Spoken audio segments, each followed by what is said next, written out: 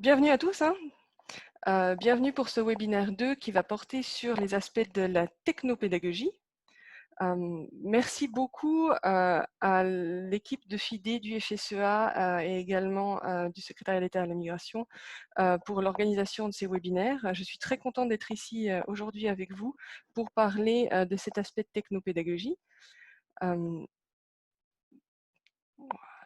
Alors, histoire de bien commencer et de se mettre en train, d'être sûr que tout fonctionne bien, et avant de commencer quelque chose de intense, vu le programme que nous vous avons prévu avec l'équipe d'organisation des webinaires francophones, j'aimerais vous poser une petite question, histoire de savoir un petit peu dans quel état d'esprit vous vous trouvez actuellement.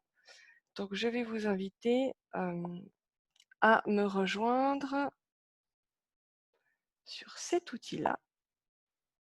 OK. Est-ce que normalement vous êtes toujours sur mon PowerPoint? Donc, nous allons faire cette transition. Voilà.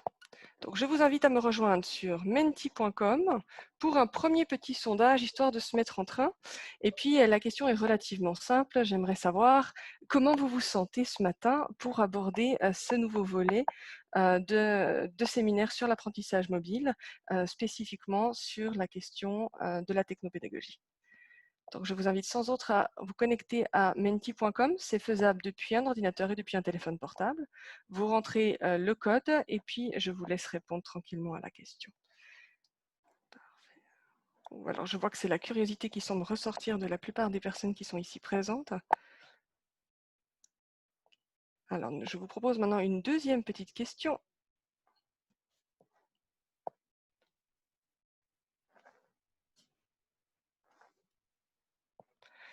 Est-ce que vous pourriez, s'il vous plaît, me faire part de quel appareil vous utilisez pour suivre ce webinaire? Alors, ce sont deux questions qui sont très préalables. Avant qu'on rentre vraiment dans les détails et que je vous explique un peu quel va être notre programme, mais c'est surtout pour moi afin de savoir un petit peu de quelle manière est-ce que vous allez pouvoir utiliser. Ah, nous avons une majorité de personnes qui sont connectées sur un ordinateur. Une personne sur un attel, deux.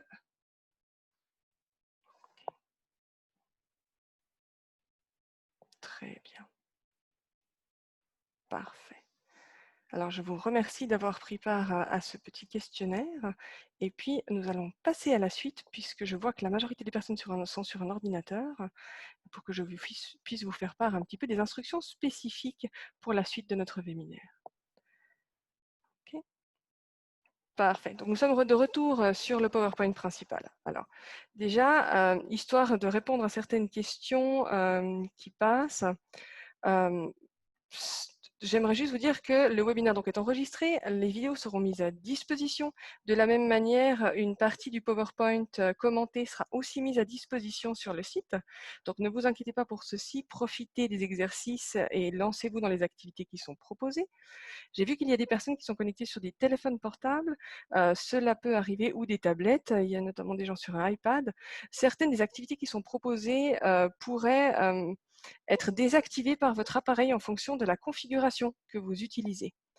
C'est une question de gestion des cookies. C'est quelque chose qui peut se produire sur plusieurs des activités qui vont vous être présentées dans ce webinaire. N'hésitez pas à vous manifester si c'est le cas. Nous regarderons si on peut trouver une solution. Ça fait partie des aléas. La plupart des activités ont été pensées pour être réalisées à la fois sur le téléphone portable, sur une tablette ou encore sur un ordinateur. Mais c'est clair qu'il y a parfois des petites configurations techniques qui font que ça ne fonctionne pas comme il faut. Donc voilà. Alors ça, c'était juste pour les aspects techniques. Et bien maintenant, nous allons rentrer vraiment dans le vif du sujet. Alors, j'ai eu des informations sur vous, sur votre état d'esprit. Je vous remercie tous d'avoir pris part au questionnaire. J'ai reçu plus d'une vingtaine de réponses au sondage et également au FRA-mémo qui avait été proposé comme travail préparatoire pour ce webinaire. Et puis, du coup, j'ai pu en apprendre un peu plus sur les gens avec qui vous travaillez, quel est votre environnement de travail, les participants, quelles sont aussi vos attentes par rapport au webinaire. Est-ce que vous avez déjà des politiques de gestion du numérique au sein de vos institutions, quelles sont les opportunités que vous pouvez distinguer ou encore les challenges. Ça m'a permis un peu de me faire une image sur qui vous êtes, à défaut de vous voir en direct actuellement, puisque beaucoup de caméras sont éteintes. mais j'aimerais donc profiter en fait de cette occasion juste pour me présenter brièvement. Donc, je m'appelle Tatiana Armuna, je suis formatrice à l'Oseo Fribourg. Et puis, de mon parcours, j'ai un parcours sinueux, n'est-ce pas le point commun de tous les formateurs? Je me permets de vous en dire 2 mots pour vous expliquer un petit peu peut-être certains des choix que j'ai faits qui sont en fait liés à la personne que je suis et à mon parcours. Donc moi, j'ai commencé par un parcours académique, autant dans les sciences que dans les sciences humaines, avec la philosophie notamment. Suite à ça, avec moult petits jobs et autres, je me suis énormément diversifiée. Et c'est comme ça que je suis arrivée dans la formation. Donc avec un parcours de formatrice très, très diversifié, j'ai donné des formations autant au niveau tertiaire, tertiaire A, tertiaire B, donc formation professionnelle supérieure, formation académique, mais aussi des enseignements d'informatique pour des personnes provenant de la migration qui sont en apprentissage du français. C'est actuellement le poste que j'occupe. Et dans ce cadre-là, je me suis spécialisée avec le temps sur les outils numériques. Spécialisation que je continue avec diverses formations continues que je suis, notamment un master en technologie de la formation. Et puis ça donne un résultat très très hybride dans mon profil, qui est toujours en état d'évolution et puis qui se fascine pour les nouvelles technologies. Et donc c'est la raison pour laquelle je suis ici aujourd'hui. Alors, au cas où vous vous posiez la question, c'est comme ça que moi je me sens en ce moment. Je suis très curieuse de voir comment ça va se dérouler et puis je me réjouis de voir comment est-ce que nous allons pouvoir utiliser et mettre à profit le temps qui nous est donné. Alors, parlons un tout petit peu de où est-ce que nous en sommes aujourd'hui. Donc aujourd'hui, nous sommes là pour ce webinaire 2 sur la technopédagogie. Vous avez déjà assisté au webinaire 1 qui était un webinaire sur la présentation des outils et de certains principes dont il fallait tenir en compte lorsque l'on les mettait en application, comme par exemple des principes sécuritaires ou encore d'adaptation face au public. Ce webinaire 1 a été pensé comme un support qui permettait une découverte des outils avec notamment une boîte à outils très complète que vous avez vous-même alimentée et puis que je vous avais demandé de rapidement consulter pour l'avoir en tête lorsque nous nous retrouvions aujourd'hui. Ce webinaire 2 va se concentrer sur l'aspect technopédagogique, c'est-à-dire toutes les mesures pédagogiques qui accompagnent ces outils. Et puis, la semaine prochaine, vous aurez la chance de partager un webinaire sur la communication avec ma collègue Sarah, qui est dans la salle en ce moment. Alors, le programme d'aujourd'hui. Donc, tout d'abord, une petite introduction que nous avons déjà bien entamée. Ensuite, nous discuterons un peu sur les bases de la technopédagogie. L'objectif de ce webinaire n'est bien entendu pas de vous fournir tous les outils dont vous aurez besoin, mais bien plutôt d'allumer certaines idées et certaines pistes de technopédagogie pour que vous puissiez ensuite les mettre en application. Ce webinaire est prévu pour être très très pratique. Comme vous pouvez le voir dans notre programme d'aujourd'hui, nous aurons 2 phases pratiques. Donc une première sur les technologies mobiles, suivie d'une pause ludique. Je vous inviterai à me rejoindre sur un jeu. Ensuite, un exercice pratique de digitalisation. Enfin, une période de discussion, discussion modérée dans le sens où elle sera dirigée. Et puis, une petite conclusion. Voilà, ça c'est pour le programme d'aujourd'hui. Continuer un petit peu dans cette suite-là, les objectifs du webinaire. Donc ça, c'est les objectifs qui vous ont été envoyés et communiqués lors de votre inscription. Donc ça me tenait à cœur de vous les reprojeter ici, histoire de poser un petit peu le cadre de où est-ce que nous pourrons aller et où est-ce que nous ne pourrons pas aller. Notamment suite aux résultats que j'ai obtenus dans le sondage, vous avez fait part de vos attentes qui étaient très très riches et très très diversifiées. Je vous en remercie. Certaines, j'espère, pourront trouver réponse lors de ce webinaire et puis d'autres peut-être des pistes à explorer. Donc, l'objectif du webinaire est tout d'abord d'aborder, d'acquérir les bases de technopédagogie afin d'adapter un contenu de cours présentiel en formation hybride. Le but premier, c'est implémenter les différentes approches dans l'utilisation des outils technologiques courants. Le second, c'est de pouvoir partir du besoin de l'apprenant et de ses ressources lorsque l'on crée ces fameux modules à distance. Et enfin, mettre en place des stratégies pour influer sur la motivation et l'autorégulation de l'apprentissage dans une structure distancielle.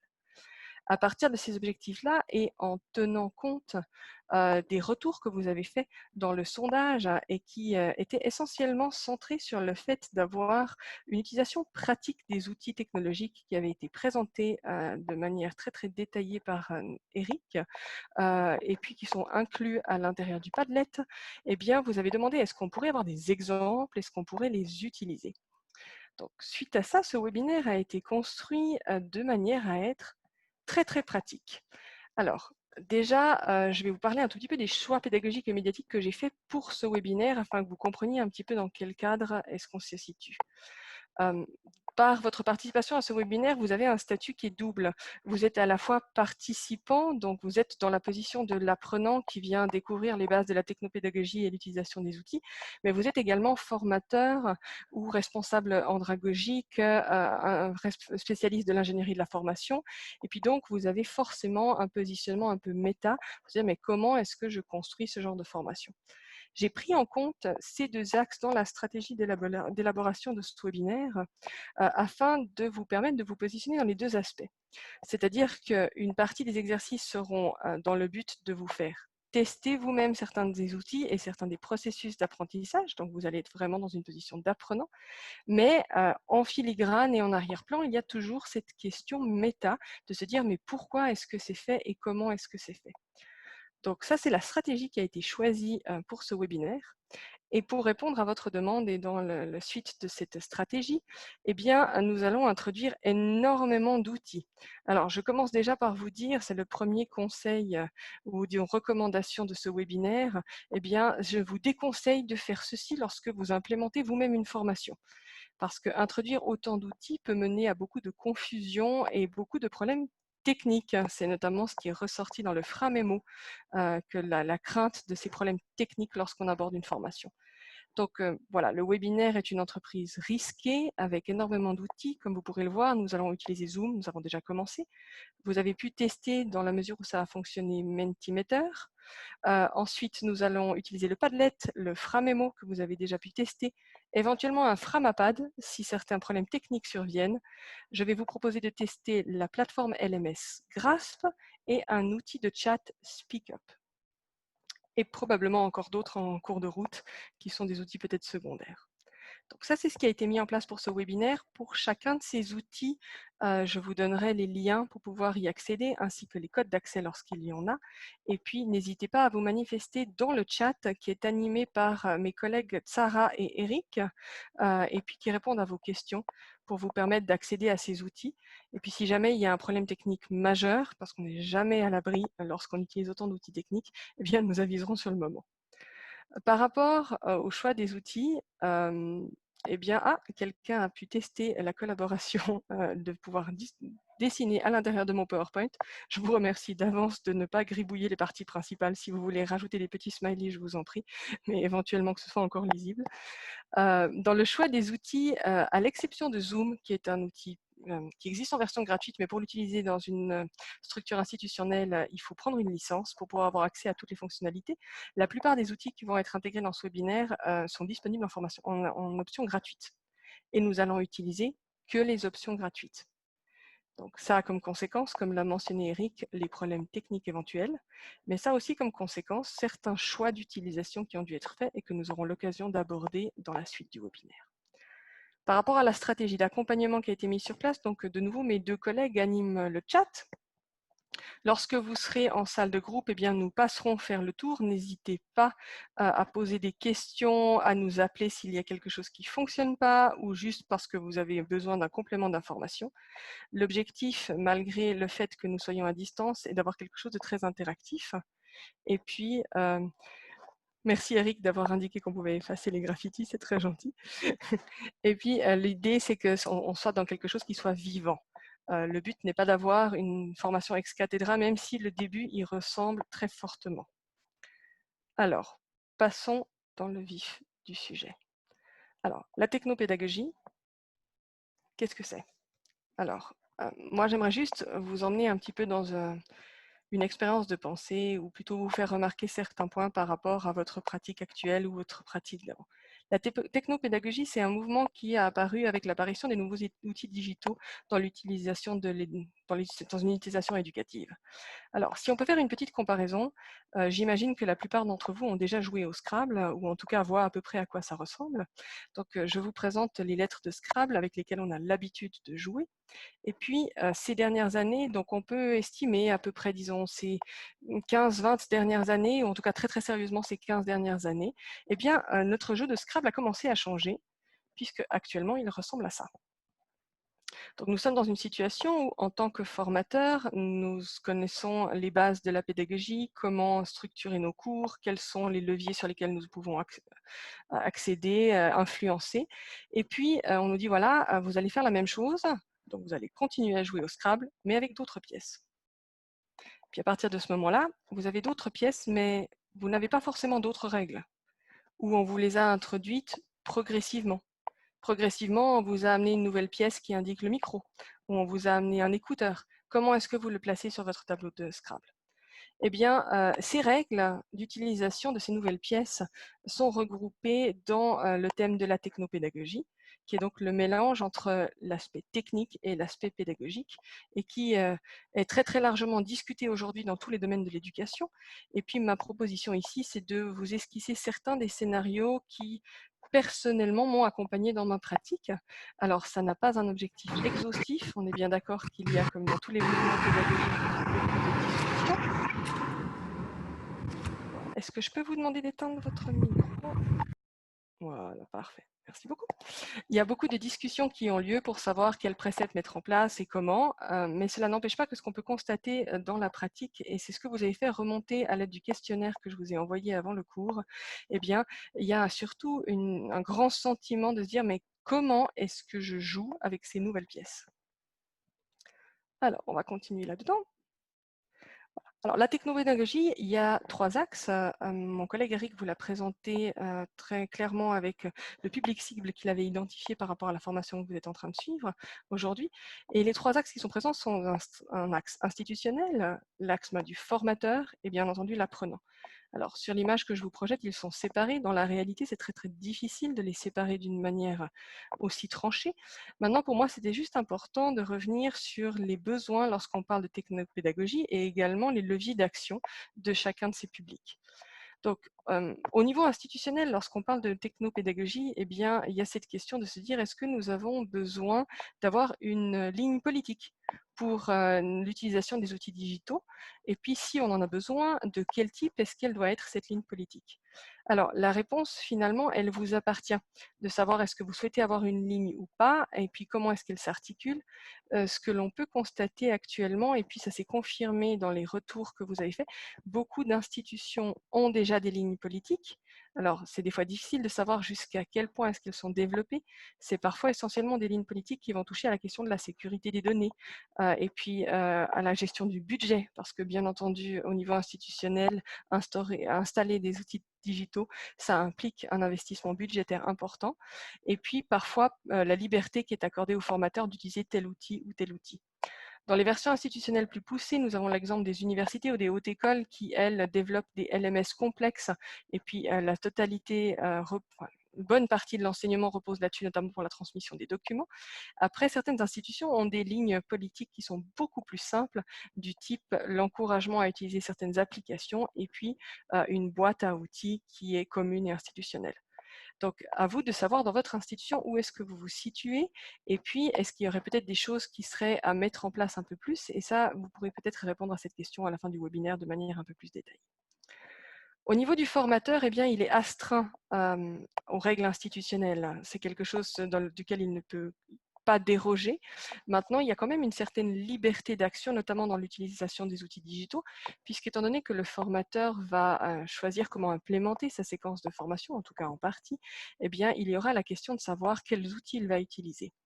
Et là, on voit apparaître le premier point de tension, à savoir quelles sont les compétences de ce formateur dans l'utilisation des outils. Parce que vous pouvez bien avoir mis en place une plateforme de gestion de l'apprentissage complexe au niveau institutionnel. Si votre formateur ne sait pas comment l'exploiter, ne sait pas comment l'utiliser, eh bien, il ne sera pas à même de l'utiliser dans ses formations, ou il va l'utiliser d'une manière très, très sommaire. Donc, au niveau du formateur, la grande question qui se pose avant de choisir les outils, c'est de savoir, mais quelles sont les compétences que je possède, quelles sont mes ressources personnelles? Et là, le lien est très clair. Il y a un besoin qui apparaît de plus en plus de formation continue au niveau des formateurs, dans le sens où, eh bien, comment est-ce qu'ils peuvent jouer avec ces nouvelles tablettes de puzzle, de Scrabble, s'ils n'ont pas été formés pour le faire. Et on parle notamment de formation technique. Alors, ça pose des questions sous-jacentes telles que le rôle du formateur. Est-ce que les formations doivent changer? Elles sont en train de changer. Il existe déjà de plus en plus de formations qui abordent l'aspect digital pour les formateurs, mais c'est quelque chose qui va être très très important lorsqu'on parle de technopédagogie. C'est un des facteurs premiers à prendre en compte. Qu'est-ce que le formateur est à même de faire? Au niveau de l'apprenant, eh bien, vous l'avez très très clairement énoncé à plusieurs reprises. C'est quelque chose qui est en commun entre les apprenants que nous avons. C'est personnellement quelque chose que j'expérimente aussi au quotidien, travaillant avec un public A1, A2 ou en voie de devenir A2, souvent en situation de précarité numérique. Et je tiens à signaler que j'enseigne l'informatique et non les langues. Donc, je suis très très clairement confrontée à ces questions. Eh bien, au niveau de l'apprenant, quelles sont les ressources qu'il a à sa disposition, autant financières qu'en termes d'accès aux technologies, d'accès aux connexions, et puis quelles sont en fait, voilà, quelles sont les possibilités, quels sont les freins que l'on peut identifier par rapport à l'utilisation technique. À tout ceci s'ajoutent bien entendu tous les aspects pédagogiques classiques. Alors, continuons un petit peu dans cette direction, les bases de la technopédagogie. Alors, moi, la première question que je voulais juste aborder avec vous, c'est intégrer les outils digitaux dans la formation, mais ça veut dire quoi? Ce que j'ai pu constater dans les réponses et dans les outils qui sont utilisés, et puis aussi dans les réflexes que j'ai eus personnellement en tant que formatrice lorsqu'on m'a dit il faut mettre un petit peu de digitalisation dans ta formation, eh bien c'est qu'un des réflexes qui se voit très très largement, c'est de se dire bon, bah, ok, bah, je prends ce que je faisais avant, et puis je fais la même chose mais en ligne. Alors c'est illustré par la première image qu'on a là avec le monsieur qui peut avoir une vision du professeur en train d'écrire sur le tableau les équations de mathématiques, ou encore la personne qui est en train d'avoir un formateur qui lui lit un livre sur Internet. Voilà. Donc ça, c'est un petit peu le premier réflexe qu'on a. Et puis, qu'est-ce qu'on fait? Eh bien, on met en place des Zooms. Et puis des Zooms qui durent des heures. Je dois vous avouer que la première fois que j'ai eu une journée entière de formation en ligne avec 8 heures de séance Zoom de cours ex cathedra, eh bien, je me suis quand même posé la question pourquoi est-ce que j'étais là. Et puis, l'autre aspect, c'est aussi de se dire, ben voilà, je prends les contenus que j'ai l'habitude d'utiliser et je les mets en ligne, comme c'est indiqué par cette visualisation de l'iPad qui filme la bibliothèque. Et ça, c'est un réflexe que nous avons très très souvent, c'est de se dire, bon ben voilà, j'avais un exercice, qu'est-ce que je fais? Je le mets en ligne. Comment est-ce que je le transmets? Je l'envoie par email. Et ça, on a pu le constater très fortement en mars dernier, lorsque énormément de formations ont dû être digitalisées dans l'urgence. Puis parce que lorsqu'on digitalise dans l'urgence, on part au plus pressé. Et le plus pressé, c'est transmettre des documents. Et donc, on se contente, entre guillemets, de se dire, bon voilà, je prends ce que j'ai et je le mets en ligne. Après, ben, si vous êtes là, c'est que vous en êtes très conscient. Eh bien, c'est pas comme ça que ça fonctionne le mieux. Vous pouvez faire un parallèle très très simple avec la manière dont vous menez vos formations lorsque vous êtes en présentiel. Eh bien, vous n'allez pas juste vous contenter d'arriver avec un contenu et de le poser sur la table et qu'il se débrouille. Vous n'allez pas non plus leur donner 8 heures d'affilée d'enseignement au tableau noir, parce qu'en termes d'accompagnement pour l'apprentissage, eh bien, on peut dire que pédagogiquement, la qualité est relativement pauvre. Ça ne veut pas dire que le contenu n'a pas de valeur, ça veut juste dire que eh bien, ce n'est pas très, très encourageant pour l'apprentissage. Voilà. Alors, vous avez, j'espère, en tout cas certains d'entre vous, visualisé la vidéo que je vous avais envoyée, le TED Talk sur la question de l'apprentissage des langues. Et puis, si vous vous souvenez bien, à l'intérieur de ce TED Talk, la personne qui présente insistait sur le fait qu'il n'y avait pas qu'une seule méthode qui était correcte, mais bien, c'était bien dans la diversité que ça allait pouvoir être mis en place. Et puis, elle soulève plusieurs aspects et plusieurs axes qui sont importants pour pouvoir réaliser une formation, enfin, pour pouvoir avoir réalisé un apprentissage de la langue qui soit réussi. Parmi ces axes, elle mentionnait notamment la question eh bien, de l'organisation, de la méthodologie, de la systémique qui est derrière. Et puis, eh bien, en tant que formateur ou en tant que responsable andragogique, vous êtes un des acteurs principaux qui va permettre de mettre ceci en place. Et puis, c'est votre responsabilité, du moment que vous proposez une formation en format hybride, de prendre en considération les particularités de ces différents outils et notamment les freins qui y sont liés, freins dont vous êtes très conscient. Alors, pour continuer hop, là, sur cette voie, j'aimerais juste vous partager cette citation de Mayer. Donc, les méthodes centrées sur la technologie mettent l'accent sur la technologie dans l'enseignement, alors que les méthodes centrées sur l'apprenant visent à adapter la technologie pour en faire un outil cognitif à la disposition de l'apprenant. Alors, s'il y a une seule chose que vous devez retenir de ce webinaire, Je pense que c'est ça. Dans les approches que nous avons, les besoins de l'apprenant sont au centre de la pédagogie que nous mettons en place. Et puis, eh bien, ce serait quand même dommage que nous perdions cet aspect aussi intéressant lorsque nous passons à de l'apprentissage digital ou de l'apprentissage mobile. Et puis, lorsque l'on choisit de digitaliser une séquence de formation et que l'on s'en concentre essentiellement sur les obstacles ou les avantages de la technologie, eh bien, il arrive très souvent que l'on perde de vue le besoin de l'apprenant. Le besoin de l'apprenant, il ne se limite pas seulement à la question d'avoir un outil qui soit facile d'utilisation. Il va bien au-delà de ça. Alors, il y a le besoin déjà inhérent au fait qu'il soit en train d'apprendre une nouvelle langue et puis les besoins d'accompagnement qu'il a liés à l'apprentissage. Mais il y a aussi les besoins de choix technologiques. Comment est-ce qu'on peut influer sur son apprentissage grâce à ça? Alors, parlons très très concrètement, création d'une séquence. Donc, pour résumer un peu ce que je vous ai présenté juste avant, lorsque nous construisons une séquence, eh bien, la première question qui se pose, c'est le formateur et ses ressources. Ses ressources en termes de compétences, mais ses ressources aussi en termes de contenu. Qu'est-ce qu'il pense fournir, qu'est-ce qu'il a à sa disposition. Le deuxième point de levier qui sera important, c'est bien entendu les apprenants et leur contexte. Donc là, on en revient à cette notion du besoin et également à cette question de remettre l'apprenant au centre, même dans une approche digitale. Après, eh bien, la définition des objectifs d'apprentissage, définition des contenus, définition des activités et définition des modalités d'évaluation. Avant-dernier point, le scénario d'accompagnement. Et là, vous allez me dire, oui, mais ça ne change absolument rien à notre pratique habituelle. Et vous avez parfaitement raison, ça ne change absolument rien à votre pratique habituelle. Lorsqu'on arrive à la dernière étape, le choix des outils, c'est là que ça change quelque chose à votre pratique habituelle parce que vous allez commencer à introduire des outils différents. Alors, si je vous présente ceci, c'est un petit peu pour démystifier cette notion de la technopédagogie. C'est une théorie, c'est plusieurs théories qui sont tenues par énormément de pédagogues, c'est de dire, eh bien en fait, l'outil technique n'est qu'un outil comme un autre, de la même manière que le serait un livre, que le serait un crayon, que le serait une feuille de papier.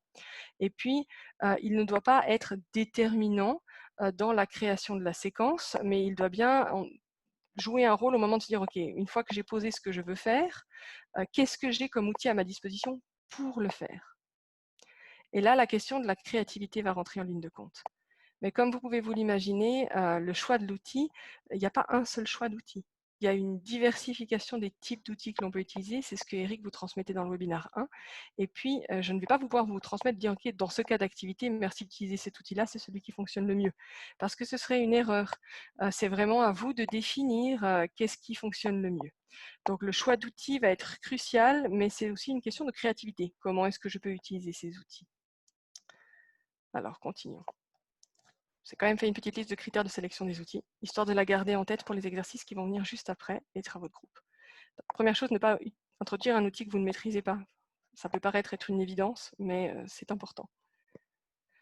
Restez simple dans la sélection des outils. Donc, ne faites pas ce que nous avons fait pour ce webinaire où nous avons essayé d'introduire énormément d'outils. Choisissez un outil qui est performant et qui vous convient et qui convient à vos apprenants. Et puis, ne le changez pas tout le temps. Tester pour tester, ça n'en amène rien. Et puis, ça va créer une confusion importante chez l'apprenant.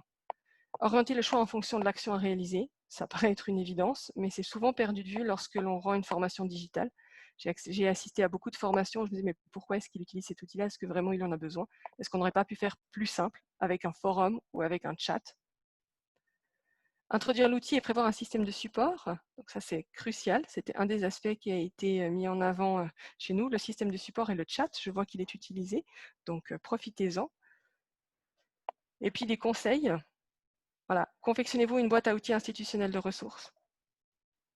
Tenez-vous à jour, c'est le point le plus important. Eric mentionnait une durée de vie limitée de certains outils. Vous avez pu le tester. Je pense que le Framémo que vous avez rempli en préparation à ce cours va disparaître d'ici à peu près une année. C'est déjà annoncé sur le site, donc il faudra trouver une alternative.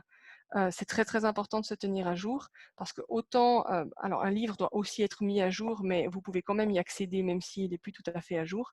Un lien internet ou une activité internet ne sera plus à jour, elle disparaît. Et puis enfin, utilisez le web pour vous inspirer. Donc, on en revient à la même chose. Soyez créatifs et soyez curieux. C'est au bénéfice de vos apprenants, mais également pour vous. C'est des principes très très simples, mais c'est peut-être de ma pratique ce que je peux vous encourager le plus à suivre. Voilà. Ok. Alors, les challenges qui en découlent. Donc, les remarques que vous avez faites sur le Framémo, c'était les gens s'ennuient, ça vient très vite, j'espère que ce n'est pas votre cas. Ils se découragent, ils trouvent ça très frustrant. Okay. Ils font autre chose pendant la séance Zoom, voilà, ça ne se voit pas forcément. Et au bout d'un moment, on les perd. Alors, ça, c'est le risque un petit peu de cet apprentissage à distance. Vous l'avez sûrement déjà expérimenté. Eh bien, c'est clair que c'est une différence par rapport à lorsque l'on est en salle de classe. Maintenant, au niveau technique, comment est-ce qu'on peut faire pour remédier à ça? Parce que les problèmes qui sont derrière sont bien les difficultés techniques. Et là, le support va être crucial. Le manque de stimulation directe, typiquement, un Zoom comme nous l'avons maintenant en cours ex cathedra. Voilà. Une capacité d'attention limitée. Personnellement, au bout de 20 minutes de Zoom, c'est fini, vous m'avez perdu. Une dimension émotionnelle qui est peut-être lacunaire. Voilà. Et puis enfin, une absence de contrôle du formateur où je ne peux pas savoir ce que vous faites. Si ça se trouve, vous n'êtes pas derrière votre écran, vous ne faites pas les exercices. On a l'impression de perdre très vite le fil, contrairement au fait lorsqu'on a les personnes en face de nous. Alors, les opportunités qui se distinguent, c'est l'autorégulation de l'apprentissage, parce que, vous l'avez soulevé, hein, les outils techniques nous permettent aujourd'hui de mettre en place plusieurs choses pour suivre en fait notre évolution. Une élévation de l'estime de soi, promotion de l'autonomie, la facilité des utilisations des outils, donc ça c'est à vous de les choisir et de les déterminer. Choix médiatique diversifié mais cohérent, c'est un des principes importants de la technopédagogie. Faites des choix qui aillent ensemble et diversifiez-les pour éviter l'ennui, mais restez cohérent, restez dans la même ligne. N'introduisez pas des choses totalement extravagantes. Évaluation immédiate par l'outil, reconnaissance par les pairs également en ligne. Voilà. Et bien entendu le plaisir. Voilà. Alors, l'importance du plaisir. Donc, vous avez joué, je ne sais pas si parmi vous, il y en a qui ont déjà utilisé le démineur, un des premiers jeux informatiques qui ont été proposés, le Qui est aussi disponible en version informatisée, et puis enfin, l'utilisation du jeu pour faire de la prévention, comme ça a été fait avec le personnage l'enfant bleu de Fortnite. L'idée, c'est de détourner le jeu. Pourquoi détourner le jeu dans une approche technologique? Alors, vous le faites déjà en formation. Dans une approche technologique, ça permet de rendre les gens accros. De la même manière qu'ils vont jouer à Candy Crush, bon maintenant c'est un peu passé Candy Crush, mais à différents jeux de zoo qu'ils ont sur leur téléphone portable ou autre, eh bien ils pourraient être rendus accros à certaines applications ou certains exercices. C'est un challenge qui est important et puis c'est ce qui est exploité par nombre d'applications en ligne pour apprendre les langues. Comme Duolingo ou autre. En fait, le principe, lorsque vous avancez, eh bien, vous recevez des badges, des récompenses et autres. On utilise le jeu pour le faire. Les principes de base, donc c'est des objectifs qui doivent être clairement fixés, un moyen de décompte des points. Toujours cette question de l'autorégulation, de voir où j'en suis, de se valoriser, faire un feedback fréquent, et c'est là que la question du rôle de l'enseignant est cruciale. Degré important de choix personnel ou de méthode, bien entendu. Et puis un coaching en permanence. Alors juste pour vous indiquer, ces principes de gamification ont été énoncés en 1984. Eh bien, ils sont aussi valables pour la gamification dans la technopédagogie. Alors maintenant, la question c'est toujours, mais qu'est-ce que je fais de la technologie? Bien, la technologie, c'est un outil. La technologie, c'est ce qui va vous permettre de faire ça et qui va vous faciliter. Ça va vous faciliter l'utilisation. Ça va vous permettre d'avoir accès à des choses beaucoup plus simples, déjà à distance. Ensuite, ça va vous permettre d'avoir un suivi beaucoup plus régulier. Vous, en tant qu'enseignant, eh bien, vous allez pouvoir aussi suivre l'évolution de vos apprenants. Ce n'est pas seulement lui qui pourra voir où est-ce qu'il se situe par rapport à ce qu'il est censé apprendre, c'est également vous. Par l'introduction de ces exerciceurs ou d'un suivi régulier ou de feedback, eh bien vous allez pouvoir, ok, il a atteint le niveau 2, il a atteint le niveau 3, je sais où il en est. Et là, la technologie va vous permettre ceci. De la même manière, la technologie va vous permettre d'avoir accès à des outils qui vont faciliter certaines choses, comme par exemple la notion du portfolio. Eh bien, introduire une notion de portfolio sur un téléphone portable est quelque chose de relativement aisé, parce que ça va vous permettre d'utiliser les outils que la personne a l'habitude d'utiliser, tels que des enregistreurs, du TikTok ou autres aspects techniques comme ces derniers. Et puis, c'est à vous de pouvoir exploiter, toujours en fonction de quelle est l'activité, qu'est-ce que j'ai besoin d'avoir comme information, qu'est-ce que j'ai comme objectif, eh bien, je peux le faire grâce à la technologie. Donc, tout ça pour conclure que la technologie, en fait, est un outil et ne va pas forcément changer vos méthodes pédagogiques. Ce qu'elle va changer, par contre, c'est la notion d'accompagnement et du rôle de formateur. On va redéfinir le rôle dans le sens où eh bien, nous allons être les garants de cette fameuse structure qui est un facteur important dans l'apprentissage et dans l'évolution, puisque c'est vous qui allez mettre à disposition les outils pour la personne pour qu'elle se régule. Nous allons être aussi les garants des choix méthodologiques et médiatiques. Alors méthodologique, c'était déjà le cas, mais médiatique, parce que c'est vous qui allez dire prenez cet outil-là ou cet outil-là. Bien sûr, de la différenciation. Une approche très très pragmatique. Donc là, on se rapproche de ces principes d'avoir une option centrée action. Lorsque l'on parle de technopédagogie, cette notion pragmatique est cruciale parce que le fait d'avoir un lien direct avec la réalité de l'apprenant va permettre à l'apprenant d'utiliser l'outil qu'on lui propose. Si ça n'a pas de lien, il ne pourra pas l'utiliser. Le support technique à mettre en place. Le formateur devient un informaticien. Le suivi régulier et le coaching, y compris à distance. Alors, on parle de groupe WhatsApp, on parle de Telegram, on parle d'autres choses. C'est toutes les voies de communication que vous explorerez dans le prochain webinaire. La question du feedback. Du côté technologique, on attend un feedback immédiat. Il n'y a pas cette notion de se dire, OK, je saurai dans 3 semaines. Lorsque je fais un exercice en ligne, eh bien, je veux un feedback immédiat. Et c'est possible technologiquement. Et bien entendu, la question du lien social, et là, le formateur va jouer un rôle crucial de réussir à maintenir et de ne pas perdre des gens. Lorsque l'on donne une formation à distance en mobile, c'est important de pouvoir maintenir ce lien, soit par un groupe WhatsApp ou encore par des petits quiz. Comment vous sentez-vous aujourd'hui? Voilà, répondre aux besoins. Ok, fidèle dans tout ça, et bien normalement, je ne devrais pas avoir à répondre à cette question. Comme vous avez pu le constater, à l'intérieur des principes technopédagogiques, on peut retrouver énormément des aspects du FIDE. Que ce soit autant dans le fait d'être centré sur le besoin de l'apprenant, les approches pragmatiques, la possibilité pour l'apprenant de prendre son apprentissage en main et d'être actif, le fait de pouvoir lui permettre d'avoir accès à des outils tels que le portfolio pour se réguler et s'autoréguler, la co-construction des savoirs, puisque ça repose énormément sur l'évaluation par les pairs et sur l'échange. Donc normalement, je ne devrais pas avoir à répondre à cette question, et FIDE est très clairement technologiquement compatible. Alors, je vous propose de faire un tout petit exercice, s'il vous plaît, pour commencer, histoire de mettre un peu la main à la pâte. J'ai beaucoup parlé, j'en suis navrée. J'aimerais vous proposer, s'il vous plaît, de poster une photo d'un objet original, coloré ou simplement présent autour de vous. Voilà, postez-le sur le Padlet qui est là. Donc, vous pouvez vraiment prendre le stylo qui se trouve sur votre table, le rouleau de scotch, etc. Prenez une petite photo et allez sur le Padlet. Et puis, moi, je vais vous projeter le Padlet, comme ça, on va voir certaines photos arriver. Et puis, c'est l'occasion aussi d'éclaircir certains aspects techniques. Ok. Alors, je me permets, le Padlet, il va rester actif. Donc, si vous voulez, après, pendant la pause, encore continuer à tester, vous aurez l'occasion de le faire. Moi, j'aimerais, s'il vous plaît, maintenant, qu'on revienne ensemble parce que j'aimerais discuter un tout petit peu de cette expérience avec vous. Donc, pour ceci, on va retourner sur le slide. Alors, bon, je vais vous proposer un exercice pratique, mais afin de l'introduire, j'aimerais juste faire 2-3 petits commentaires peut-être par rapport à ça. L'exercice que je vous ai fait faire ici est un exercice que je fais avec mes participants. Et mes participants, comme les vôtres, c'est ce qui est ressorti dans le sondage, sont débutants en informatique, ont souvent accès seulement à un smartphone, et puis ont des connaissances de français niveau A1 pour la plupart. Et puis nous faisons cet exercice ensemble, et je leur propose de faire exactement ce que vous avez fait. Alors, je vois dans le chat la difficulté que cela pose. Et puis, vous allez me dire, oui, mais on n'avait pas assez de temps. J'entends. Sachez que je donne à peu près 4 à 5 minutes à mes participants pour faire l'exercice. Donc, ils sont sur le même niveau. Alors, moi, j'aimerais maintenant vous proposer, et je vais vous mettre en sous-groupe, de réfléchir en fait par rapport à cet exercice, maintenant que vous l'avez testé, de vous mettre une position méta et de vous dire, mais qu'est-ce que ça pourrait être l'objectif de faire un tel exercice dans une formation ? Et puis, quelles sont les compétences qui sont nécessaires à la réalisation de l'exercice. Et puis pour ça, donc je vais vous envoyer en sous-groupe d'ici quelques minutes. Et puis, vous pourrez normalement rejoindre le Padlet, dont l'adresse est ici, qui va ensuite être projeté dans la salle principale.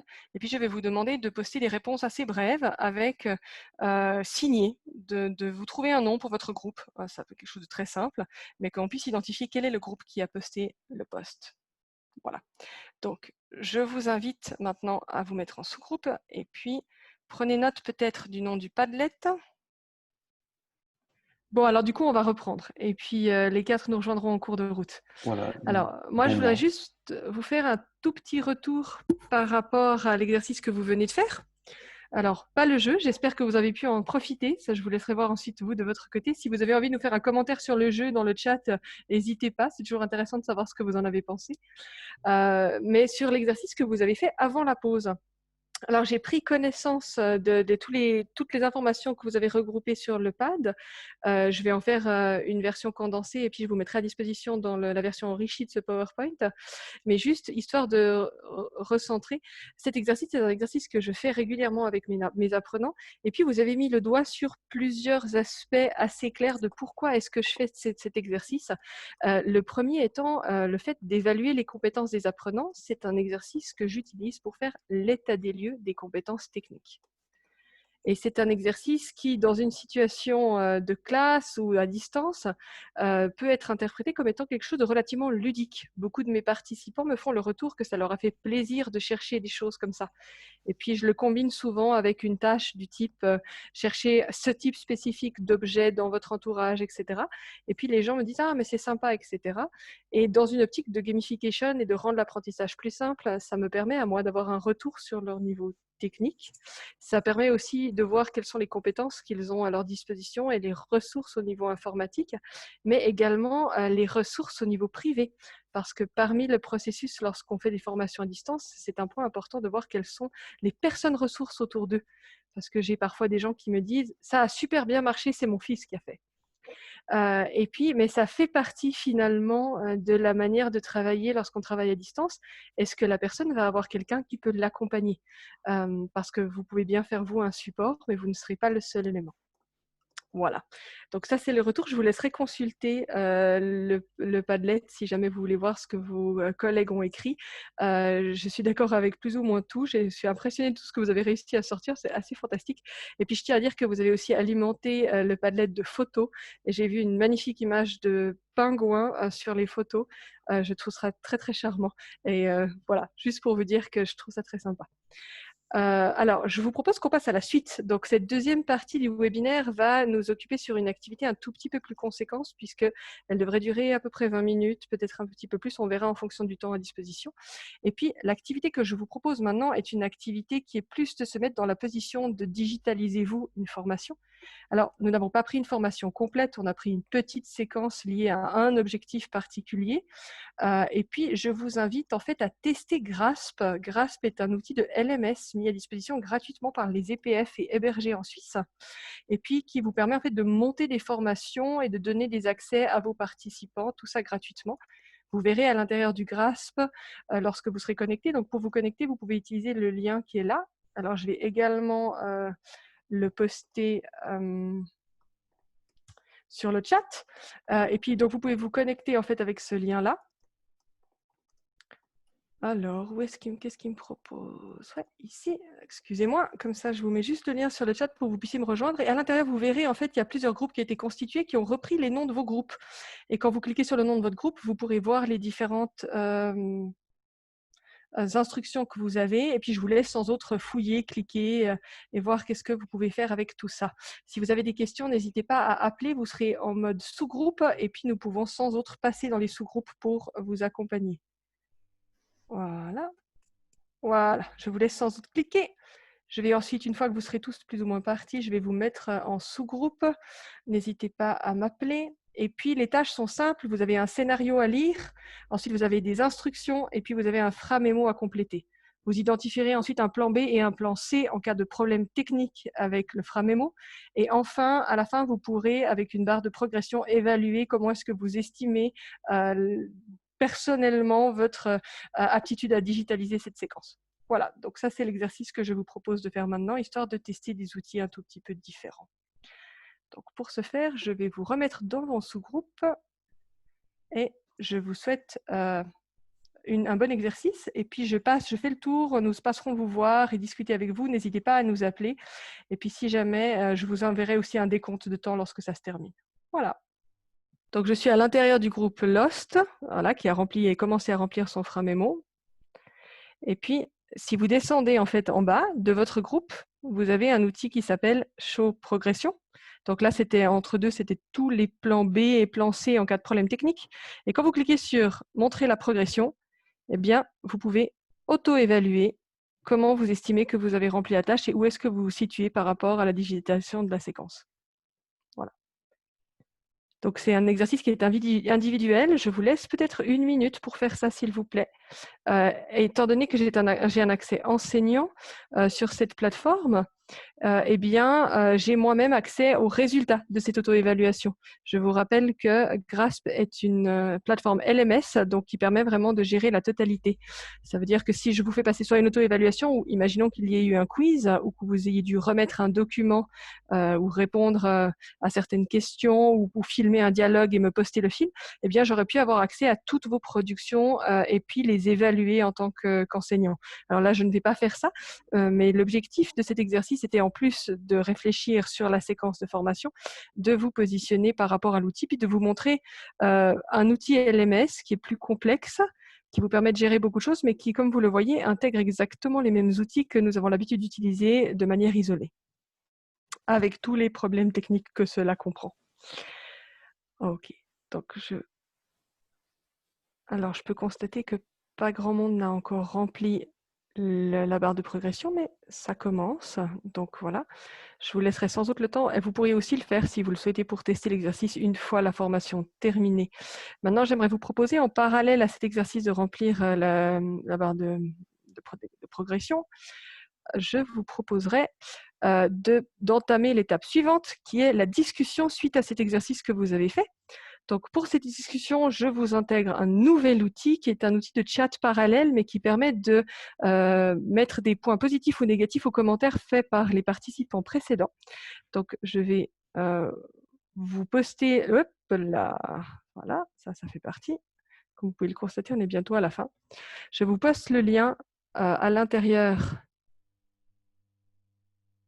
du chat, et puis je vous demanderai de nous rejoindre. C'est un chat en différé qui permet en fait de poser des questions. Donc je vais vous laisser un petit peu de temps pour poser des questions sur ce chat. Nous pourrons les voir à mesure, et puis vous pourrez aussi plébisciter les questions de vos collègues, et puis je répondrai à une ou deux de celles-ci, mais ça permettra aussi de voir s'il y en a d'autres qui sont ouvertes. Ah voilà. Est-ce qu'il est possible d'enregistrer les conversations des sous-groupes et les faire jouer pour le groupe? Vous voulez dire sur Zoom, donc, hein? Alors ça, c'est une question très technique. Je ne sais pas, est-ce que, Eric, toi qui as l'habitude d'utiliser Zoom, est-ce que tu sais s'il est possible d'enregistrer les conversations en sous-groupe et de les faire jouer pour le groupe?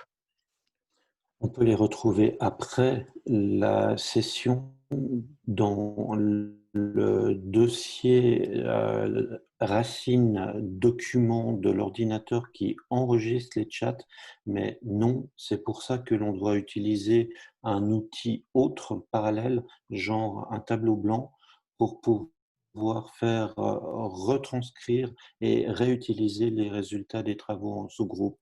Le chat est uniquement le moyen de conversation.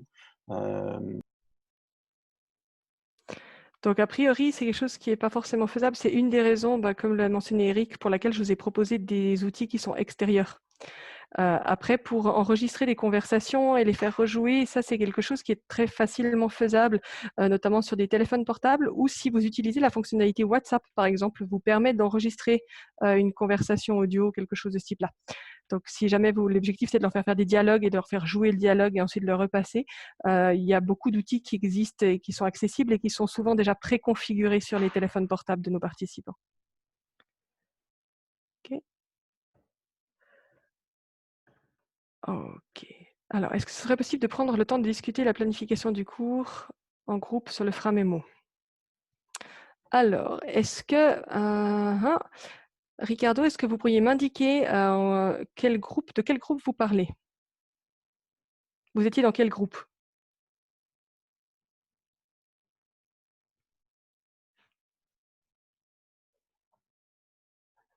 Alors, n'ayant pas accès à une réponse de votre part, je vais aller directement sur le Oui, Grasp. Ah, oui, vous êtes dans quel groupe? les oiseaux de minuit. Des oiseaux de nuit. Oui, c'est vous qui avez été très très prolifique dans le Framémo.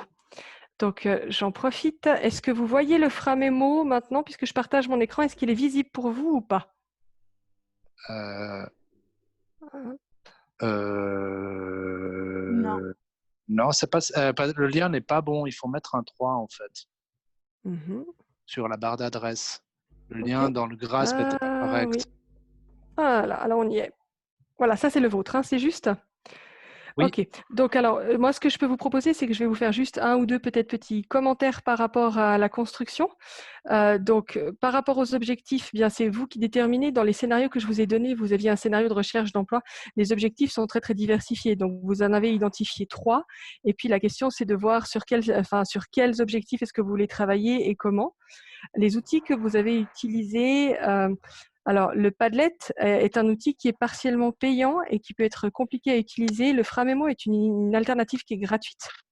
Mais ça pourrait, la question ensuite, c'est de savoir, une fois que vous avez posé votre outil, comment vous voulez l'utiliser. Donc, ce serait l'étape d'après, ce serait de réfléchir, mais avec cet outil-là, qu'est-ce que je veux faire avec? Donc, mon activité, comment est-ce qu'elle va se construire? Et puis, de la séquencer. Donc, typiquement, bah voilà, vous avez parlé de rédiger la lettre de motivation, etc. Donc, ça, c'est des ressources que vous pouvez mettre à disposition. Mais la question de l'outil collaboratif, comme le Padlet ou alors le Google Form, c'est de savoir comment est-ce que vous allez organiser cette collaboration et quel est le cadre que vous allez poser pour vos participants. Ensuite, pour ce qui est des opportunités, en effet, les opportunités sont nombreuses. Il y en aurait eu d'autres par rapport à ça, puisqu'il y a aussi comme opportunité au niveau technique. Donc, c'est le fait d'apprendre à utiliser les outils de traduction, par exemple, d'apprendre comment est-ce qu'on enregistre l'offre d'emploi sur son téléphone, comment est-ce qu'on va garder ce genre de choses-là sur un drive. Donc, il y a en plus des opportunités techniques qui peuvent se rajouter. Bah, les limitations, c'est les limitations qui sont dues à la langue, mais il y a aussi des limitations qui sont purement techniques, à savoir, mais si on me dit de postuler en ligne, comment je le fais? Voilà. Et puis ensuite, l'accompagnement de l'enseignement, classant des informations clés, etc. Oui, je pense que vous êtes bien. Le conseil que je vous donnerais par rapport à ça, et c'est aussi quelque chose qui ressort dans les autres Framemo, c'est notamment par rapport au type. Une fois que vous avez posé le type que vous voulez faire parce que vous savez l'utiliser, vraiment pensez à structurer votre activité. C'est le plus important. Ok. Alors, je me permets, hein, pour des raisons de temps, je vais passer assez rapidement à la suite. Moi, je voulais juste, en termes de petites conclusions par rapport à ça, essentiellement annoncer et faire de la publicité pour le webinaire de la semaine prochaine qui va être orienté sur la question de la communication, qui est un aspect très, très important de la mise en place des outils, notamment par rapport à la question de la création du lien émotionnel et comment maintenir les personnes en contact, parce que c'est très, très rapidement, s'il n'y a pas un accompagnement au niveau de la communication qui est mis en place, que l'on perd les gens. C'est souvent pas à cause des difficultés techniques que les gens décrochent, mais c'est parce qu'ils se sentent isolés. Statistiquement, c'est ce on peut observer par exemple lors des MOOC. Il y a 95% des gens qui arrêtent un MOOC, notamment parce qu'ils ont que peu de contact avec les formateurs, puisqu'il y a 600 personnes inscrites. Donc, c'est pas possible de personnaliser. Donc, ça, ce serait, en fait, je fais de la publicité. Donc, Sarah, je ne sais pas si tu voulais rajouter quelque chose par rapport à ça? Non, rien de particulier, si ce n'est que voilà, on va effectivement parler de la communication, aussi de tout ce qui concerne les choix en termes de quelle méthode, quelle méthodologie appliquer, les notions aussi de synchrone et asynchrone qui sont extrêmement importantes, puisque tout dépend finalement, oui, la communication dépend énormément de la méthode qu'on veut utiliser, mais la méthode dépend aussi de la communication, enfin le temps à disposition, etc. Donc, finalement, c'est un peu la suite de ce que tu as fait. Il y aura peut-être d'ailleurs des petits recoupages, mais on se concentrera plus justement sur cette notion de communication, synchrone, asynchrone notamment. Super, merci beaucoup. Et puis, comme pour les webinaires précédents, vous allez peut-être recevoir des informations. Surveillez le site internet, les ressources sont mises en ligne à mesure, et puis pour pouvoir en fait récupérer les documents et les enregistrements. Afin de conclure, et puis en vous remerciant infiniment pour la collaboration et l'implication que vous avez dans ce webinaire, j'aimerais s'il vous plaît vous demander de faire cet exercice sur Mentimeter que normalement vous devriez voir, et de vous demander donc, c'est de nouveau sur menti.com et vous pouvez utiliser le code 94 54 54. Eric, si je pouvais te demander de le poster également dans le chat. Et puis j'aimerais vous demander, pour conclure, en 1, 2 ou 3 mots, qu'est-ce que vous emportez avec vous de ce webinaire? Voilà. Alors, je vous laisse prendre le temps d'y répondre. J'espère qu'il y aura moins de problèmes de connexion que la première fois. Le code est dans le chat. Fantastique.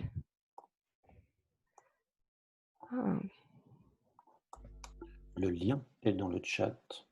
Et on voit le nuage de mots qui commence à apparaître. Et puis, alors j'en profite pendant que vous faites cet exercice, vraiment, je remercie infiniment toute l'équipe. Je remercie Eric et Sarah pour l'animation très active du chat, d'avoir répondu aux questions, de vous avoir accompagné en travaux de sous-groupe. Je vous remercie aussi pour la richesse de tout ce que vous avez contribué dans les différents tableaux qu'on vous a demandé de compléter. À partir de là, moi, je vais travailler intensément pour faire une synthèse de tout le résultat que vous avez fourni et puis vous fournir des ressources et compléter un peu les vidéos qui vont être faites de ce webinaire pour pouvoir en fait vous permettre à partir de là d'élaborer les pistes que nous avons posées lors de ce webinaire. Merci infiniment. Je vous souhaite un très très bon appétit, très très belle semaine. Et puis ben voilà, on voit le nuage de mots qui se construit. Et bien voilà. Une fois que vous avez posté, que vous dites OK c'est bon, que vous devez y aller, n'hésitez pas à nous quitter. On est arrivé au terme du webinaire. Merci infiniment.